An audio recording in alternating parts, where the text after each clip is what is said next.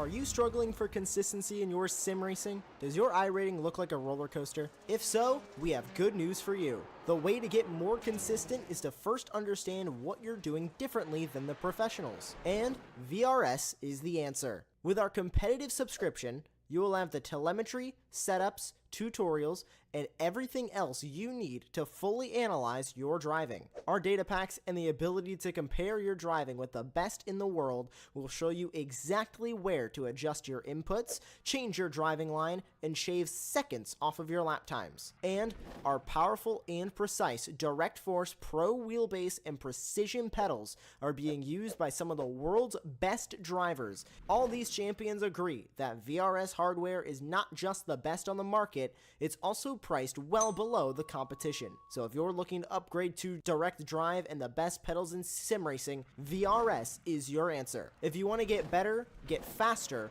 and make it happen sooner rather than later, you owe it to yourself to find out why so many people are switching to VRS. You'll be so glad that you did. Visit www.virtualracingschool.com and learn why the best use VRS.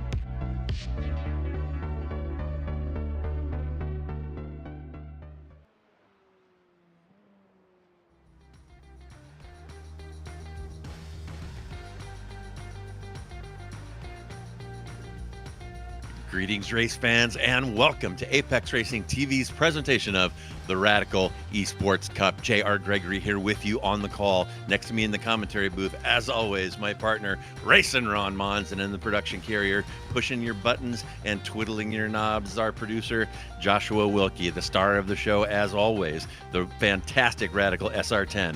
425 horsepower, only 725 kilos, no TC, no ABS, and folks, we are showing the top split of the public server here, Friday 2100 GMT, as we do every week. So this is not a league race, not a private race. So if this looks like fun to you, and I promise you that it is, show up, take one of these radicals for a spin, and you can appear on Apex Racing TV. And I can also tell you, as I do every week, mastering this car will make you better in every car that you drive.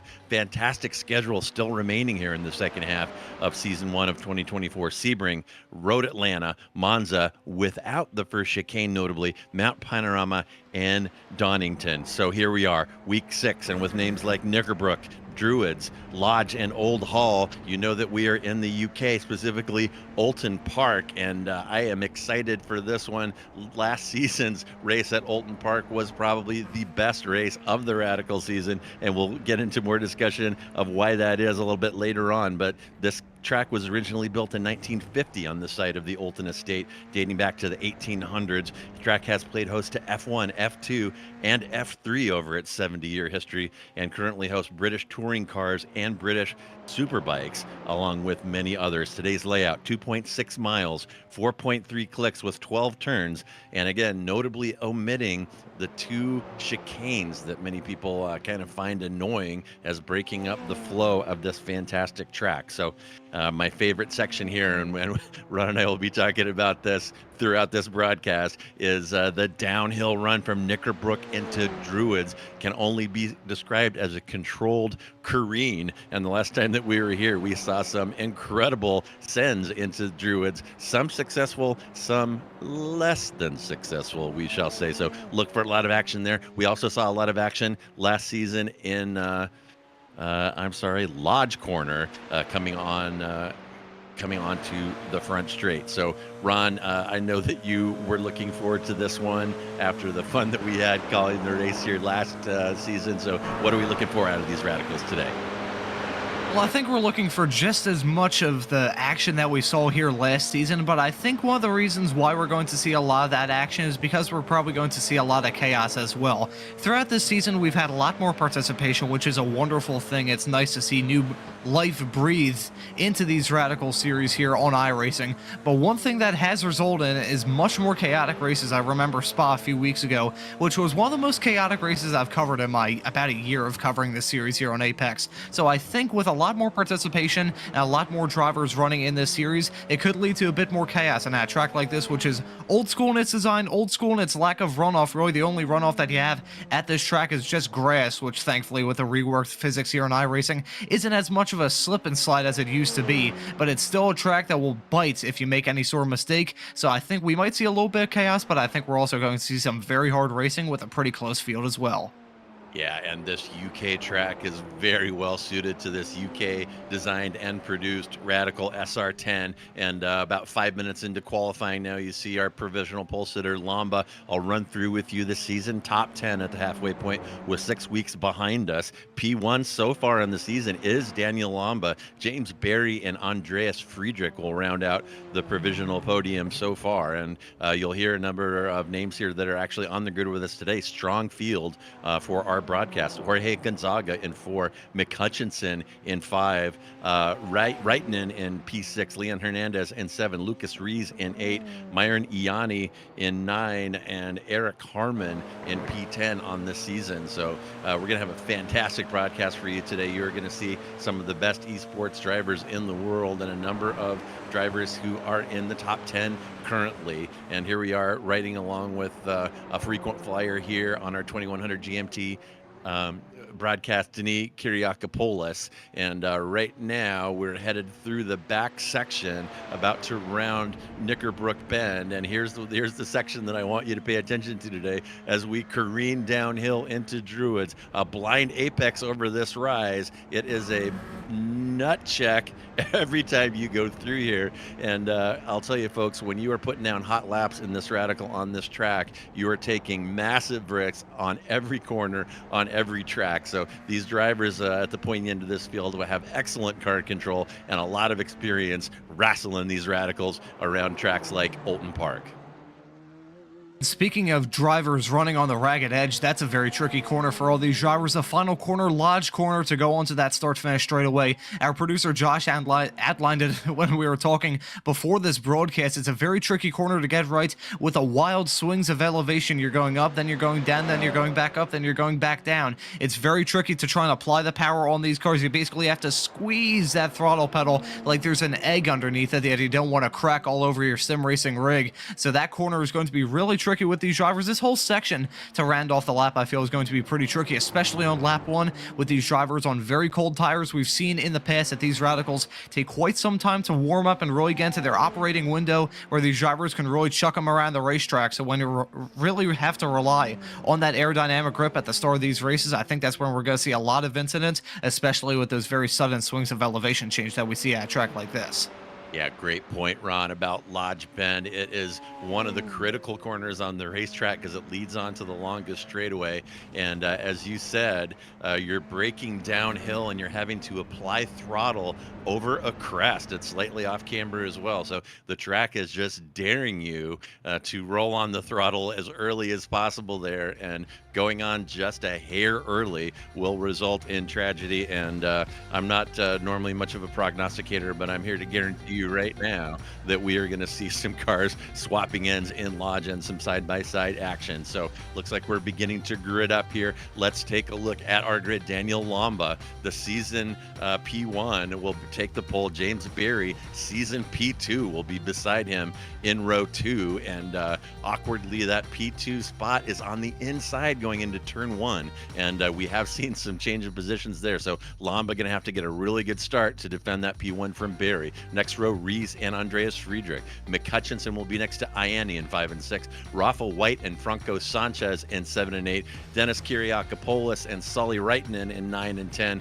Mika Hulkinen one of my favorite race driver names in P11, Jacob Reed in P12, and there's the rest of your grid there. Robert Woodward in P13. He's usually in the mix. We'll expect him to move up here, as well as Walters. Walters kind of had a podium fall into his lap last time we were here due to some RG-bargy up front. Oliver Bennett in 15, Samir Kadura back in 16, and Daniel Gallus will be P17. And as the clock is ticking down here, we're going to take the green here momentarily. And again, as you look at the grid, that is Lamba on your right, and James Berry next to him in the number 7 car. Berry will have the theoretical advantage going into very difficult turn 1, ice cold tires, and again, no traction control. It takes special skill just to get these radicals off the line. So it should be a very interesting start as always, and we're probably going to see some positions swapped here going into turn 1. And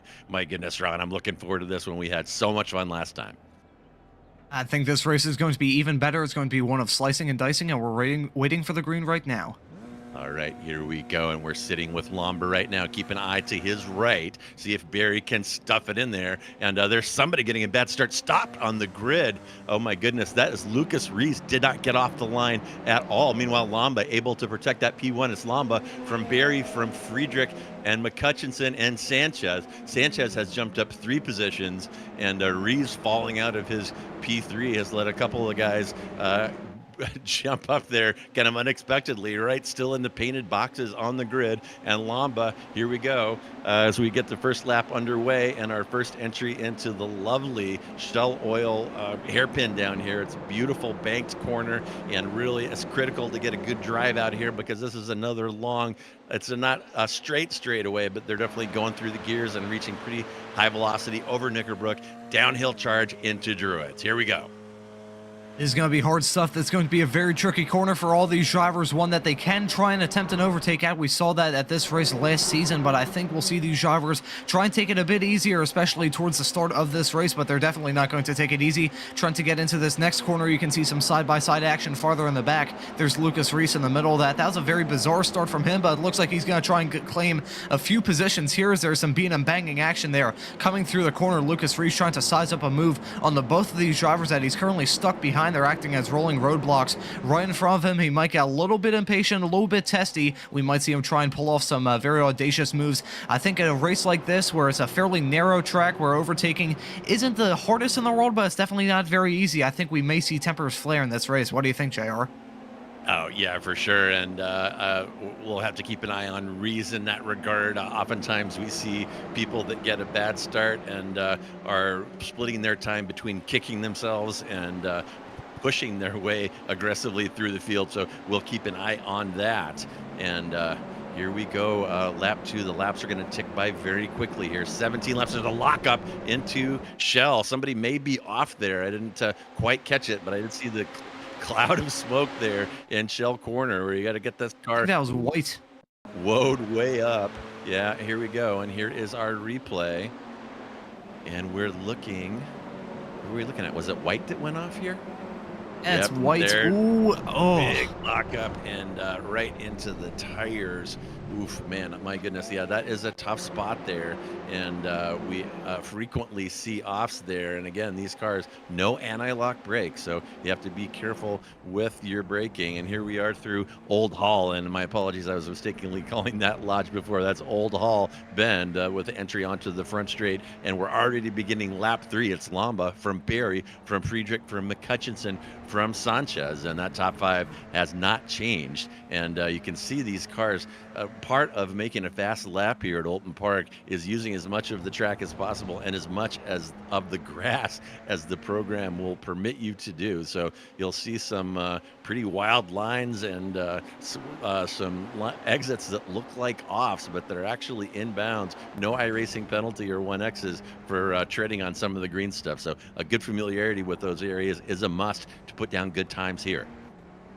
The familiarity with those areas is quite important in trying to extract the most you can out of your race here with these radicals. You have to abuse those track limits, and sometimes that abuse goes a little bit too far. I know in my experience driving this combination all throughout the day, I experienced quite a lot of slowdowns, particularly coming through that first corner of Old Hall, and it's through this corner as well. That's going to be very tricky. With that rocky outcrop disguised as a curb, it's very tricky for these drivers to try and manage those curbs. It's very tricky with that front splitter, which is so important in trying to have these cars be downforce and have them be stuck to the road. It's so important to keep those front tires on the ground, keep that front end stuck to the ground as much as you can. So if you hit those curbs and trying to abuse those a little bit, you will probably slide out a little bit just by breaking that low barrier between yourself and the ground.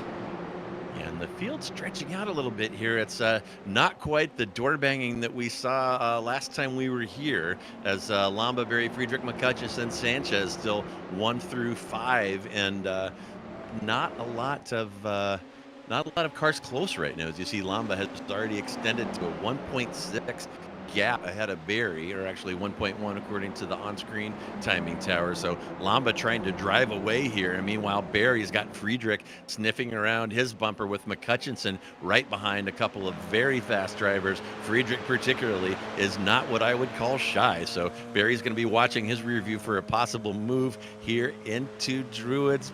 Oh, I saw Friedrich take a little peek there, but he may be biding his time and thinking about next lap, and you can see McCutcheon there in the turquoise car behind Friedrich. He too is peeking around, so we're going to see some action between these three before too much longer.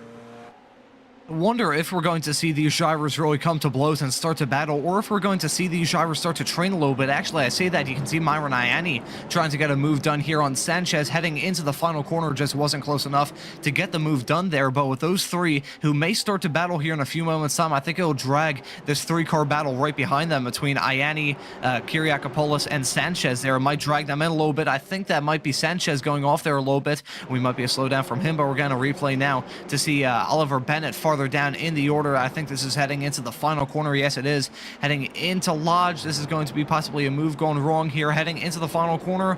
Ooh, fairly textbook stuff there. And I think, yeah, just managed to pick up the move. So a very nicely played move there from the number 14 car of Ben. I think he might have had a little bit of a challenge heading into turn 1 there to try and reclaim that spot. But so far, fairly clean race. The only driver, as you can see now, is Daniel Gallus, is the only driver, really the casualty from this race. I don't believe he crashed. I believe he might just come into the pits on his own regard. So you don't really see pit stops in this series, so there must have been some kind of damage on that car of his, but that's definitely taking him out of contention here. And here's almost a little side-by-side action. That's the move that I look forward to here. Takes a lot of bravery to stick it in under braking there. And you see Hulken, and he's got Wrighton in all over him. They're side-by-side through Lodge, and that is a place where you almost never see side-by-side action, but we are Radicals at Oulton, and they are still side-by-side, heading down into Old Hall now. Very tough to challenge a competitor under braking, applying the throttle over that rise. And this is the kind of action I was looking for when we signed up to call this one at Oulton Park. And that one is still not over, as Hulken and Wrighton and entering very tricky turn 1, some contact there. Oh my goodness, and that yellow car had a good look at that barrier, managed to gather that one up, and now, gosh, it looks like Rees is getting involved. He's clawed his way up from his horrid start, and he's going to get involved with those two. Now we're riding with Walters, looking forward at Kadura, Hulken, and Rees, and Walters also, and I'm sorry, Woodward also has White sniffing around it behind him, so a lot of action unfolding here on lap 6 of 17. That battle of the Finns nearly came to blows. That was probably the most sideways I've ever seen a Radical in my year covering this series, but he managed to save it, so I give him props for that. All those drivers battling very hard, but with those drivers nearly coming to blows, exiting the first corner, it allowed the door to open for Rees to make it back into the top 10. That was a very strange start that he had, just not really going. Maybe he was caught napping, maybe he had some kind of technical issue, or what. Either way, he had a terrible start to this race, dropped down like a rock through the order, still not putting on a pretty good race compared to where he started to where driver is likely going to finish this race, but still running in P9, down 6 positions, but he's still up quite a long ways from where he was at the end of lap 1. I think he might try and size up a move here on Reitman in a few moments' time. He is pretty close there, so we might see him try and go for a move going down that back straightaway this time by, or maybe into turn 1. Oh, that's a very bold and audacious move there, heading into Old Hall, but there's contact there, and he's spinning around, and oh, very lucky that he didn't get clipped by anyone else. But in all that drama, he's now dropped back down to P15. So as this race comes and goes, he had a terrible start. It was looking good, and things have already gone downhill fairly quickly. We're looking at a replay here, heading into one little bit of bump going horribly wrong, just a little bit of a miscommunication between those two, and you can see they're right and just eat up Hulkinen there with a beautiful move there to capitalize off of the Finn's mistake. Yeah, and Rees really had that work done, had that move done, and had a little help with that light tap from behind. So, pretty good move by Rees, but the driver being passed there was just not going to tolerate that. And here we're watching a train beating into form with Reitman from Bennett, White, Woodward, and Rees once again looking forward from the back where he did not want to be. And are we going to see some more side-by-side here into Lodge? Oh my goodness, you almost never see this. Very difficult off-camber corner over a rise, which kind of defines the track here at Oulton Park. And here's Reitman, and he's going to cover to the inside going into Old Hall over this little rise, carefully apply throttle, and get ready for another lap of mayhem here at Oulton Park as we begin lap 8. And so far, this is everything I was expecting out of this one, Ron. Yeah, not really the battling that we usually come to expect up towards the front right now. Lamba is leading over Barry by 2.7 seconds, but the action here, right towards the tail end of the top 10 and outside of it as well, is incredibly tense. All that drama that went on between the two Finns and Rees has allowed Kadora actually glitched out there. I think he might have possibly glitched out of this race. I think he might have just blinked out a little bit. We'll see if he rejoins us. That'd be a heartbreak for him. He was running firmly in the top 10, and yeah, he hasn't blinked back in, so I think there might be a slight connection here. Slight connection issue here for Samir Kador. Okay, he's popped back in there. You can see him now running in P9, but all that drama between Reinen, Hulkinen, and Rees has allowed, you can see there, Walters and Kador to be at the front of this train for now. I think the two drivers of Reinen and Hulkinen are definitely going to find a way to get back up towards the front, but actually the gap between Reinen and Hulkinen is pretty far apart, about a second separating them right now. So really the three-car pack right now between Walters, Kador, and Reinen is the one we have to keep our eyes on, because I think Reinen has been battling hard. He's been involved in multiple incidents so far throughout this race, and you also have Samir Kador, has a bit of a reputation of being a very aggressive driver, and David Walters has a reputation of being a very clean but hard racer. You have all these drivers with very different mindsets battling right towards the tail end of the top 10, so I think this is going to be a very good battle that we have to keep our eyes on between now and the checkered flag. Yeah, and I'm going to keep my eyes on Bennett, too. You see him back there in the red car, and last time through, he put a wicked inside move through Cascades on the driver in front. So, oh, and there's Rees again. Rees is collecting grass here today at Oulton Park, and back to Bennett now. There's Bennett with White behind, who he just smoked on Cascades on the last lap, and he may be looking to move up further. That's Hulkinen in the yellow car ahead of him, and again, White sniffing around his bumper. White is nice and close. He's going to be getting a draft down this hill through Knickerbrook and into Druids, already looking around the outside, and he is ahead, gets that move done on the straight. Wow, he must have had a much better exit out of the shell corner than Bennett, his competitor, and he's already put quite a gap on him there. Whilst all that drama has been going on in this massive train of cars now, starting off with David Walters running in P8 and dropping all the way down to basically Woodward running in P14, there's a little bit of a battle forming right now between Barry and Friedrich. The gap between those two is about 4, coming up to 0.3 of a second now. You can see them a little bit farther behind in this shot. You can see a massive train of cars here. That's Barry, Friedrich, McHutchinson, Sanchez, Ianni, and Kyriakopoulos at the train of that car. So about 6 cars you can see there. You can cover all of them with one single blanket. A very close fight right now, and this is really heated stuff because all these drivers are battling for some positions, not only in this race trying to battle for the last 2 podium spots, but they're also battling for the point situation as well. You outlined it at the start of this broadcast there, you did, JR, about how Barry is P2 in the series championship right now, so I think Barry is going to be trying really hard to try and hold on to that P2. Andres Friedrich, meanwhile, has a point to prove. He has been a driver that we always see up towards the front of these races, but really it's been quite some time time since we've seen him really contend for podiums or even wins for that matter. He's made a lot of mistakes throughout this season so far here on these 2100 GMT broadcasts here on Apex. So he's made quite a lot of mistakes, hasn't really capitalized on many good opportunities for him. So I think what Andreas Friedrich sees right now is a chance to really prove that he's still one of the elite drivers here in this Radical series, try and put a move on Barry to move up into P2. Really, I think what he needs to get out of this race is a podium, but he also has plenty of very thirsty drivers looking to grab these 2 spots right behind him. Yeah, and Friedrich in podium position right now, of course, in P3. But yeah, you're right. And he's going to peek inside of Barry right here. Oh, my goodness. So what I was going to say is Friedrich, I think, is a very fast driver. He has very good car control, but he tends to be quite aggressive. And as you said, Ron, we've seen him make quite a few errors when he was in good position. And Barry might lure him into one of those mistakes. You see him wiggling a little bit there into Shell. And now, of course, Friedrich has McCutcheon in his rearview mirror. So looking ahead to Barry and also looking behind to a hard-charging John McCutcheon, who is one of the faster drivers here in the Radicals. And here we go. Friedrich is going to take a peek around the outside of Lodge, backs out of it, and he has to be very careful getting bad exits with his competitor there, McCutcheon, right behind him. And here they are side by side. Friedrich's going to have the inside here. That's Friedrich on Barry, and he gets it done in the very difficult Lodge. If you haven't driven this track, that has a very tough corner to challenge somebody under braking and put the power down. Under braking there, off camber, and my goodness, I'm getting a little flustered with the excitement here. But Friedrich has gotten P1 done, and wow, something happened with Barry. Friedrich brought McCutcheon and Sanchez with him there, and Barry has fallen all the way to P5. My goodness, and this train, as Ron pointed out, that's about a second and a half separating all these cars. And keep your eyes on Barry. Well, here we are riding with Friedrich, Barry to his left. And he's going to challenge him here on the entry to Lodge.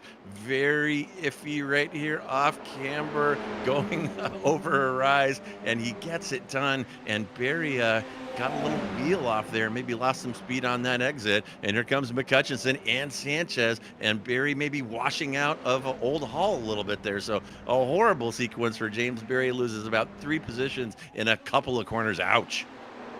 I think what bit James Barry there is the fact that this track is very momentum based. It's not like a NASCAR style super speedway race, but at this track, if you make some sort of mistake in one corner, you're really going to affect your run coming through really the next 5, because this track is so flowy and there's really no area to rest at this whole entire track. So if you make one little mistake, especially at this end section of the circuit, it can really snowball and really wreck your race. And that's what we saw with James Barry there. He's now relegated to P5, and he's really struggling to find a way to get past Franco Sanchez, and I think there's a little bit of urgency here for the British driver. He's trying to get the move done here, heading into turn 1. He's stuck on the inside there. Ooh, it's going to be very close between these two. A little bit of an interesting interpretation of track limits there from Sanchez. He might have picked up a slowdown. It was definitely very marginal. I feel like I did far less than that and picked up a slowdown when I was doing some practice laps here earlier, but Sanchez managed to get away with it. I give him props to that, but I think right now James Barry is feeling his championship hopes of defeating Lamba here in this season of Radicals. I think he's seeing that slip away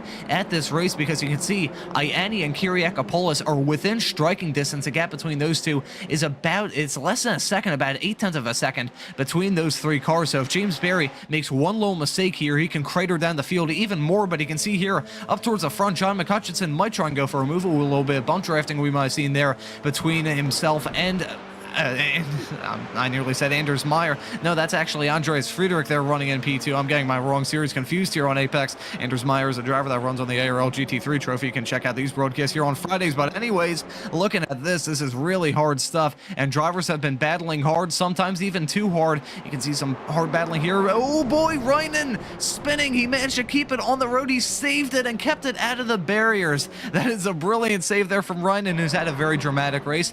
And we're kind of very quick quick replay. We have some other replays that we need to check of some incidents that happened farther behind, including Reese, who started this race in P3, but you can see the hard battling between Reinen and Kadura ends in absolute heartbreak for Reinen. Very sick drift there, some nice rally action for the Finn. There's a little bit of a reputation of Finnish drivers in rally being very good, and I think his heritage there might have been the reason why Reinen kept it out of the barriers. That was a very hair-raising moment, but he managed to keep out of it clean, so I respect him for that.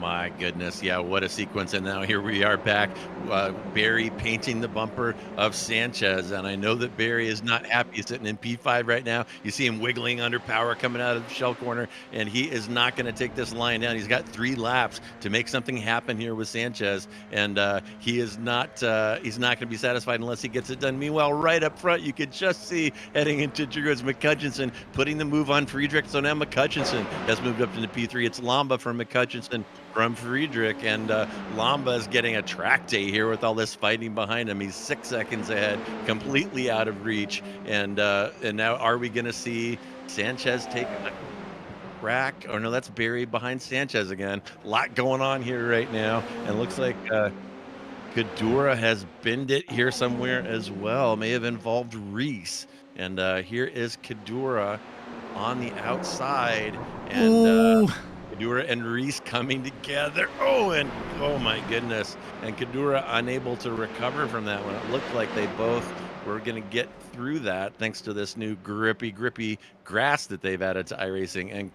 And Kadura has had enough. He takes the toe, and I think that is the last that we've seen of him. Holy cow. And here we are back to Barry and Sanchez. Sanchez bouncing that radical over the curb to try to get away from Barry. Not a great idea. These radicals don't really like having the aero package raised up off of the road in that way. And Sanchez,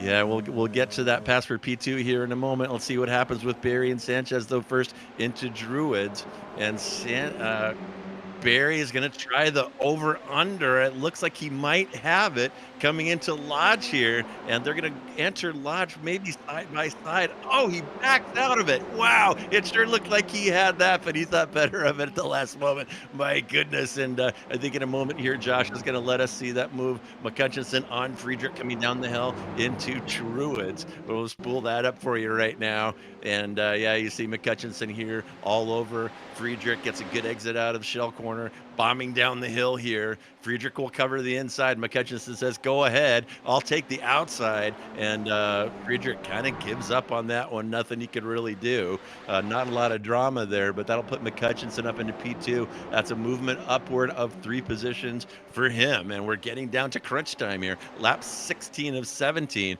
And Barry still frustrated by Sanchez. Sanchez putting on some good defense, and Barry now has Iani sniffing around his back bumper. So, man, this one took a bad turn for Jamie Barry, and he's probably just going to have to be content to salvage that P5 at this point. Yeah, I think he may have to really just cut his losses and try and get the best result he can out of this, but I think it's not over yet. We might see Iani try and go for a move on him. I think we see a scared James Barry and an unconfident James Barry. You expect the Brit to do well at a track in the UK, but surprisingly, this is probably one of the worst performances I've seen from James Barry yet. He watches these broadcasts, and I apologize for saying that, but it is a little bit true. We usually see him running in the podium spot, so for him to be running very low, it's a little bit shocking, but this race has really flown by. I think we're going to be starting the last lap here in a few moments time. You said it's crunch time. We are on the white flag lap now, this time by, and really I think the crunching might be a little bit of body work here. I think there's Andreas Friedrich trying to get a move done there on McCutcheon. There might have been a little bit of bump drafting between those two going through the start finish straightaway. That would have been a very bold and audacious area to try and go for a move here, but I think Andreas Friedrich is feeling really racy. He has a massive gap between himself and Sanchez right behind him, so about 3 seconds separating, so he's really trying to go for it here heading into the very fast left-hander. These drivers are going to go side by side, neither of them back at, and McCutcheon is going to have the inside coming into this hairpin here. It's going to be a battle of the last late breakers, and there you can see McCutcheon pulling ahead there, so I think Andreas Friedrich really needs to consolidate himself and be in the slipstream trying to get a move done here heading into Knickerbrook.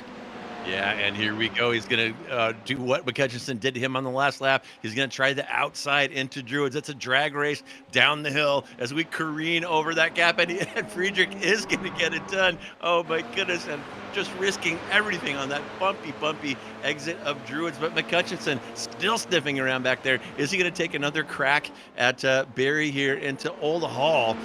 We're coming down to the very end here. Lamba out of sight at this point, 8 seconds ahead. He's probably taking the checker right now, but we're going to stay with Friedrich and McCutcheon. And yeah, there's Lamba celebrating his absolute dominance of this one. And Friedrich is going to get the last lap after changing positions a couple times with Hutchinson. That's Lamba from Friedrich, McCutcheon, Sanchez, and Barry. And here's some action here coming into Old Hall.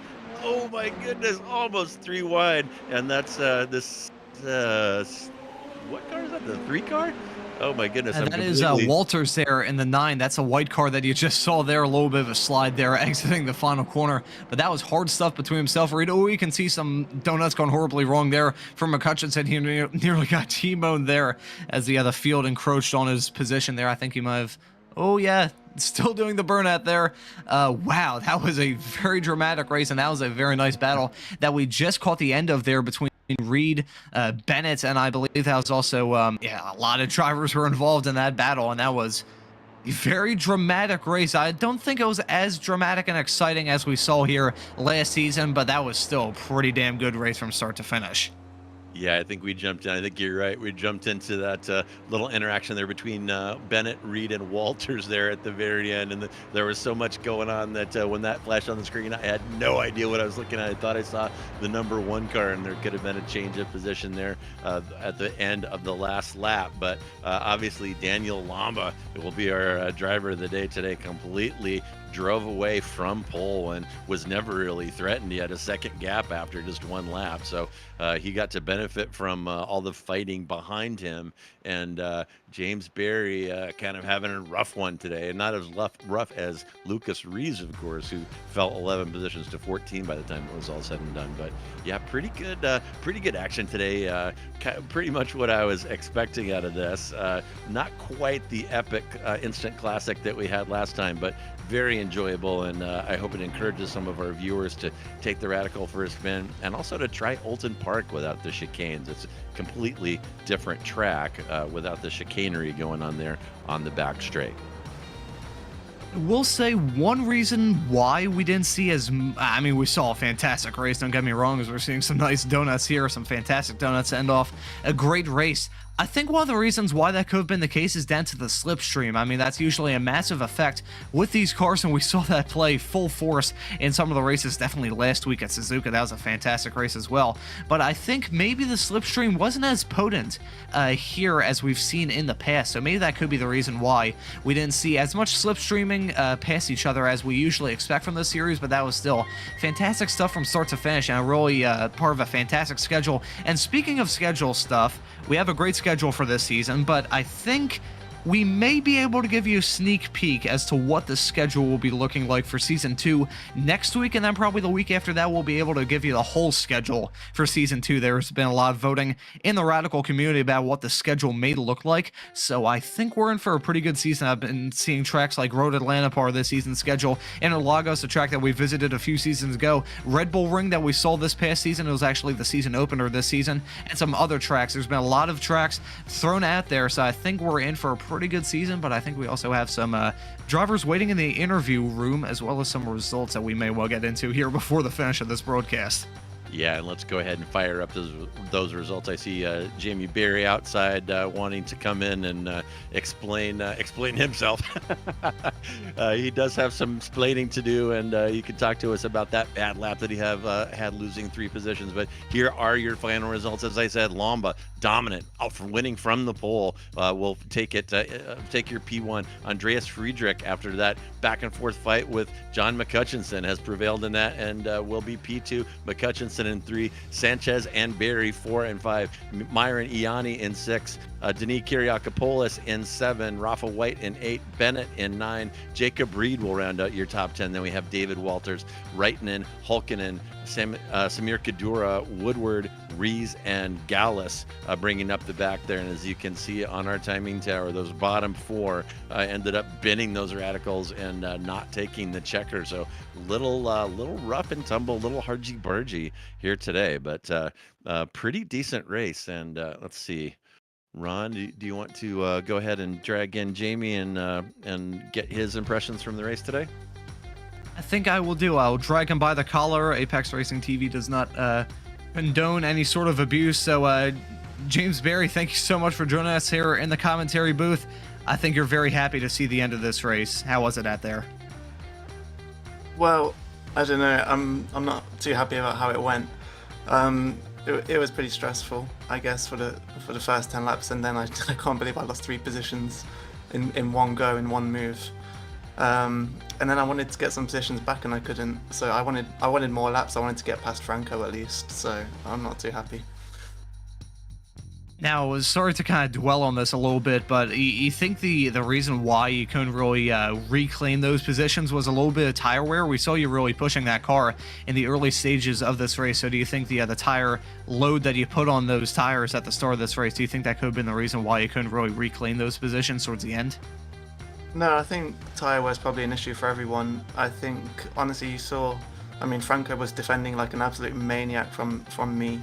And fair play, because I mean nothing that he did was too egregious. He defended well, and it was the same for me for 10 plus laps from Andreas. I was able to defend from him. When you have equal pace, you are able to defend well here. But then obviously I had that moment where I just got put offline by Andreas when he managed to get to my inside, and then I ended up losing 2 more because of having to go offline. It just picked up a small little bit of dirt there, and it just really wreaked havoc to your race. So I think you'll probably be very happy to say that we're going to a much different track here. And Sebring will be next up here on the Radical schedule. So how do you fancy your chances heading into that track? But don't get me wrong, I really do love Oulton. It's a fantastic track, and I think we should probably have it every season because it's really one of a kind. And it's been a lot of fun this week, just a shame about today. But Sebring, I don't know, I need to practice it. I have no idea how fast I'll be, but it's definitely, I think it's a track that everyone enjoys. It's also a unique one. So yeah, looking forward to that. Now, on the subject, you did mention how you think we should have Oulton Park here on the schedule every season. We mentioned a few moments ago about how the schedule is up for debate about this upcoming season here for the Radicals. So would you like to give your opinions on what tracks should be on the schedule, shouldn't be on the schedule, any cutoffs from this season, and just your general thoughts on what you may suggest for the Radical schedule here for Season 2 in 2024? It's something we have to discuss amongst ourselves in the Discord, because for me, I like doing unique tracks, but at the same time, participation can be quite poor at some tracks. So for me, there's all sorts of tracks, ones that I haven't even driven at all on iRacing yet that I'd like to do. So we're going to have to discuss it, and we're going to have a vote soon, I think, and I hope it can be as unique and interesting as possible while still having some participation in the weeks, because today the broadcast participation is always really good, but on other days of the week it can dwindle a bit. So we'll see what we come up with. And James, JR here, I'm going to cut in really quickly on Ron while we're on the subject of tracks, and I just want to put my 2 cents in. Has there been any discussion of the Mugello circuit? I think it would be a fantastic place to see these Radicals. Have you had a chance to drive that one? I haven't driven it, but we have mentioned it.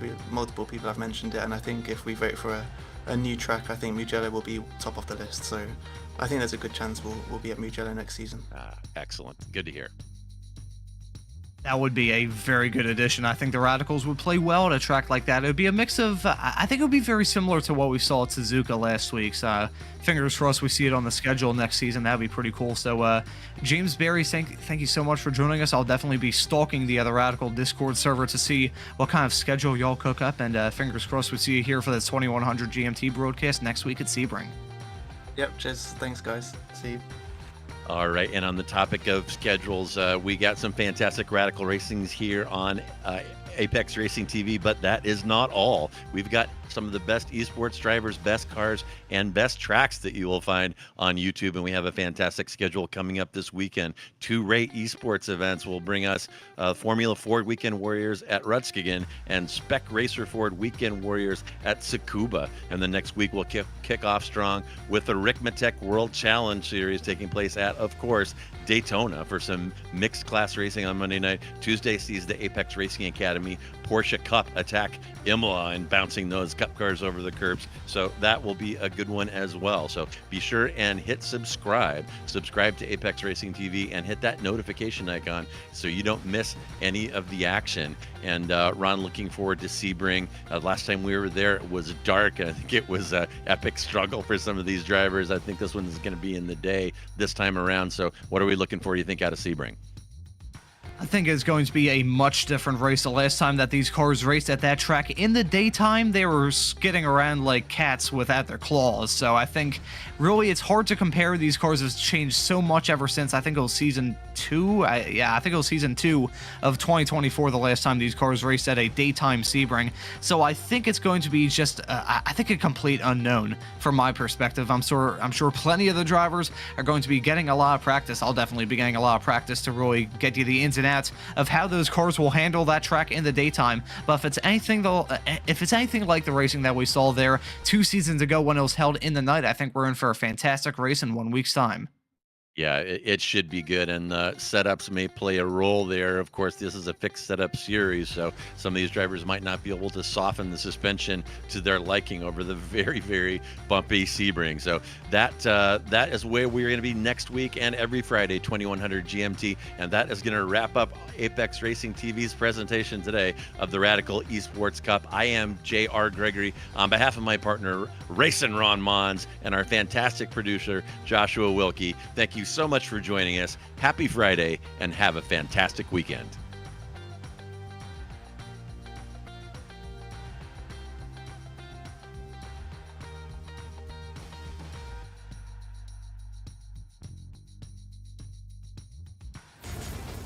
Are you struggling for consistency in your sim racing? Does your iRating look like a roller coaster? If so, we have good news for you. The way to get more consistent is to first understand what you're doing differently than the professionals. And VRS is the answer. With our competitive subscription, you will have the telemetry, setups, tutorials, and everything else you need to fully analyze your driving. Our data packs and the ability to compare your driving with the best in the world will show you exactly where to adjust your inputs, change your driving line, and shave seconds off of your lap times. And our powerful and precise Direct Force Pro wheelbase and precision pedals are being used by some of the world's best drivers. All these champions agree that VRS hardware is not just the best on the market, it's also priced well below the competition. So if you're looking to upgrade to direct drive and the best pedals in sim racing, VRS is your answer. If you want to get better, get faster, and make it happen sooner rather than later, you owe it to yourself to find out why so many people are switching to VRS. You'll be so glad that you did. Visit www.virtualracingschool.com and learn why the best use